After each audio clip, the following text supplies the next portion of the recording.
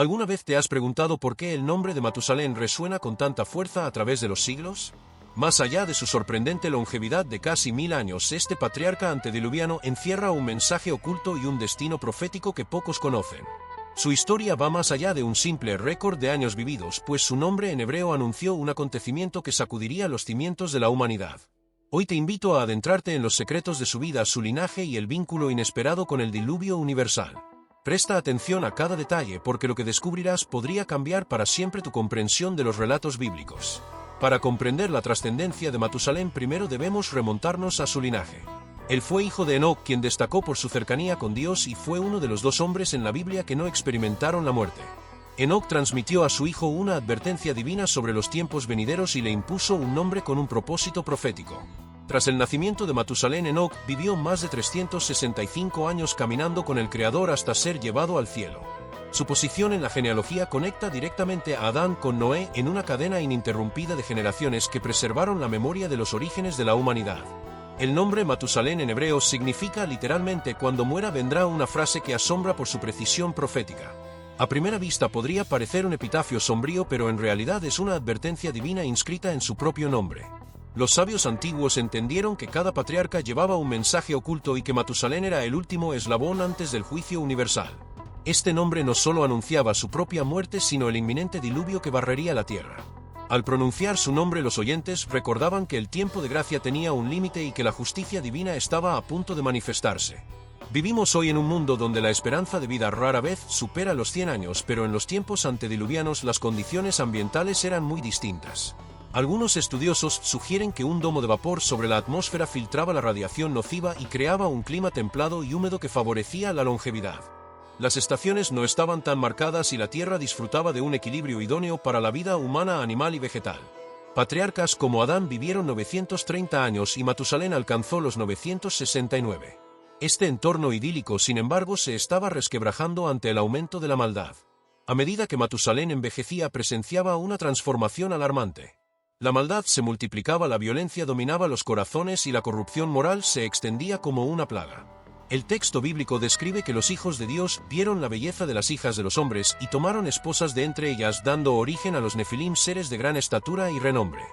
La creación que una vez floreció ahora estaba sumida en el caos y la injusticia. El corazón de Dios se entristeció profundamente ante esta realidad y decidió poner fin a la humanidad corrupta a través de un diluvio universal. En medio de esta oscuridad, un hombre se destacó por su fe inquebrantable. Enoc caminó con Dios durante décadas, recibiendo revelaciones sobre el juicio venidero. Él marcó a su hijo con un nombre que serviría de recordatorio a las generaciones futuras. La vida de Enoc nos enseña que la cercanía con lo divino otorga entendimiento y propósito incluso cuando el mundo se hunde en el pecado. Su testimonio viviente fue un faro de esperanza que iluminó el camino de Matusalén y más tarde de Noé. La relación entre Enoc y su hijo muestra cómo la fe puede trascender los límites temporales y transformar el curso de la historia. Continuando la cadena genealógica, Lamec fue el hijo de Matusalén y vivió 182 años antes de engendrar a Noé, a quien llamó descanso o consuelo. Este nombre reflejaba la esperanza de alivio para una tierra fatigada por el pecado y la violencia. Noé heredó la justicia de sus antepasados y caminó con Dios en un ambiente hostil. Mientras construía el arca, recibió la orden divina de advertir a sus contemporáneos sobre el diluvio inminente. El contraste entre el escepticismo general y la obediencia de Noé pone de manifiesto el poder de la fe frente a la incredulidad colectiva. El diseño del arca reveló un conocimiento sorprendente. Sus dimensiones de 300 codos de largo por 50 de ancho y 30 de alto la convertían en una estructura gigantesca capaz de flotar con estabilidad. Las instrucciones incluían compartimentos internos cubiertos de betún, una puerta lateral y 3 niveles de altura. No se trataba de un barco para navegar, sino de un refugio que preservaría la vida durante la catástrofe. Durante décadas Noé martilló vigas y advirtió al pueblo mientras la arca tomaba forma en un terreno seco. Imagina la escena: un hombre construyendo una embarcación para un diluvio que nadie había visto. Cuando Matusalén alcanzó los 969 años, llegó el momento de su partida. Su muerte coincidió con el año en que las fuentes del abismo se abrieron y las compuertas del cielo se desataron. El patriarca que llevaba en su nombre la profecía vio cumplido su destino de manera exacta. Su fallecimiento marcó el fin de la era antediluviana y el comienzo del juicio divino. Aquel hombre extraordinario no ingresó en el arca, pero su legado continuó a través de Noé y su familia. El cumplimiento preciso de la profecía es una prueba de la soberanía divina sobre el tiempo. La historia de Matusalén trasciende su propia biografía y ofrece lecciones profundas. Su nombre nos recuerda que la misericordia tiene un límite y que la justicia divina es ineludible. La cadena de generaciones que unió a Adán con Noé demuestra la fidelidad de Dios para preservar su plan a través del tiempo. Además, el paralelismo entre el arca y la salvación en Cristo resuena en el Nuevo Testamento, recordándonos que solo aquellos que confían en la palabra de Dios encuentran refugio frente al juicio.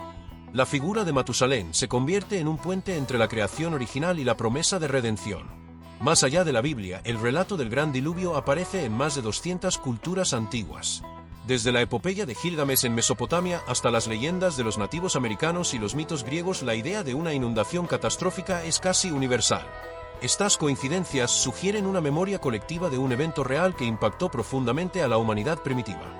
La historia de Matusalén y Noé se inserta en este contexto global, aportando detalles únicos y un mensaje espiritual que trasciende las fronteras. El eco de aquel diluvio sigue presente en tradiciones y símbolos como el arco iris. Al reflexionar sobre la vida de Matusalén, podemos preguntarnos cómo responderíamos si conociéramos el fin de nuestro propio tiempo. ¿Viviríamos con urgencia y propósito o nos dejaríamos arrastrar por la rutina y el egoísmo? El relato antediluviano nos desafía a considerar nuestra propia historia y la manera en que impactamos el mundo que heredarán las próximas generaciones. Pero esto es solo el comienzo de nuestra exploración. En la siguiente parte descubriremos cómo el diluvio transformó la tierra y cómo la promesa del arco iris estableció un pacto eterno entre Dios y la creación. No te lo pierdas. Ahora que hemos visto cómo el diluvio borró de la faz de la tierra todo rastro de la creación antediluviana y cómo el arca de Noé se convirtió en refugio y símbolo de salvación, adentrémonos en las consecuencias inmediatas y duraderas de aquel juicio divino. Imagina la escena: la familia de Noé abre la puerta de la arca y, por primera vez en más de un año, siente la brisa del mundo renovado.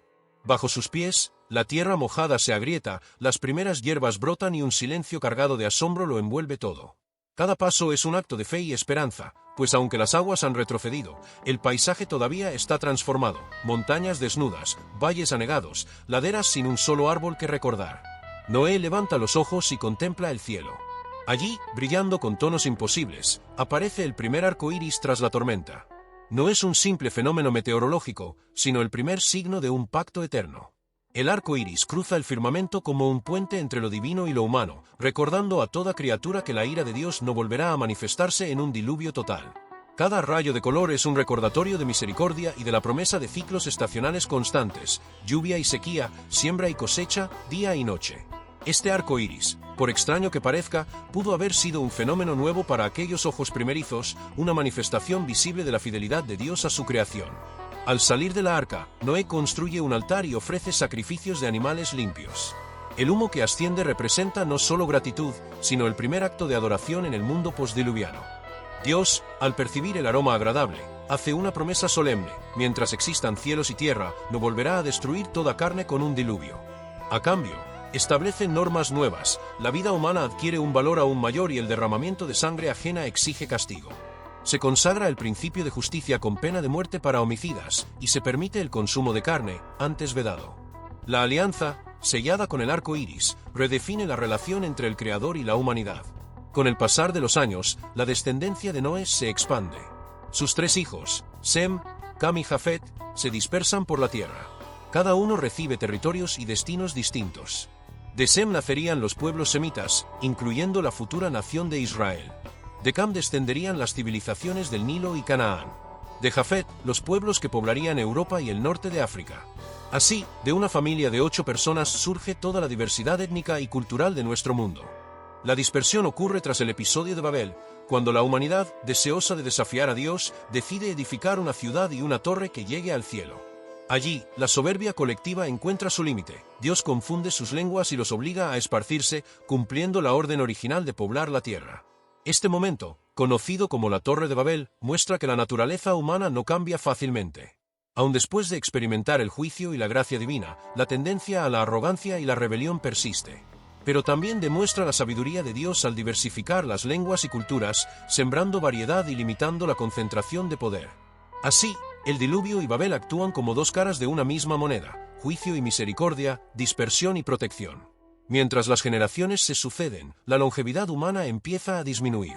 Tras los siglos antediluvianos, las vidas de los patriarcas postdiluvianos son más cortas, pero siguen siendo extraordinarias comparadas con nuestros estándares. Noé vive 950 años, su hijo Sem alcanza los 600, Arfaxad 438, Sala 433, Eber 464.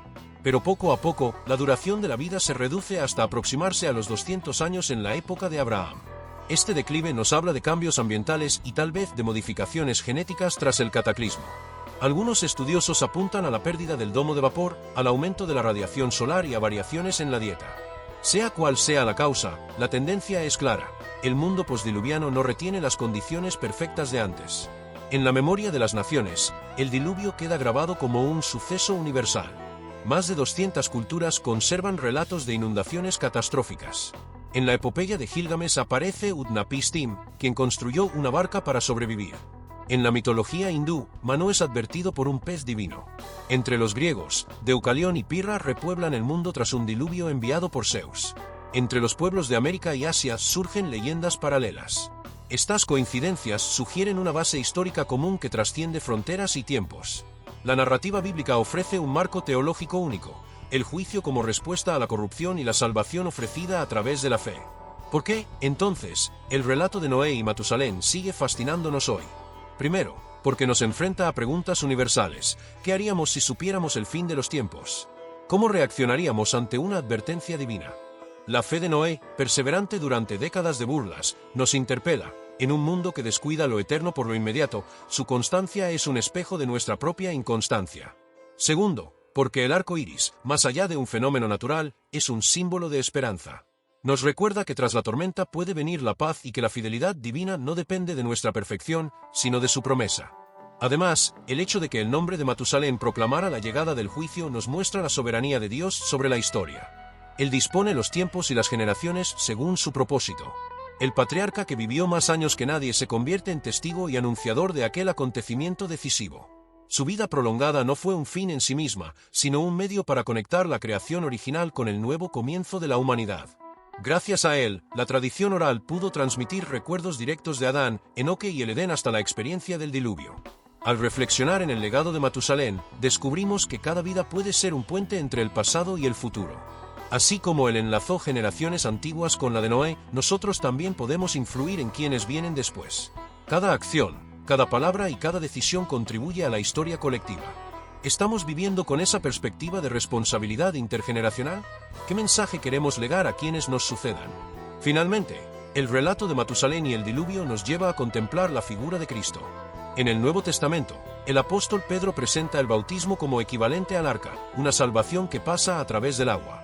La puerta cerrada por Dios simboliza el acceso exclusivo a la gracia, y la minoría que entra en el arca anticipa a los pocos que hallan la puerta estrecha que conduce a la vida.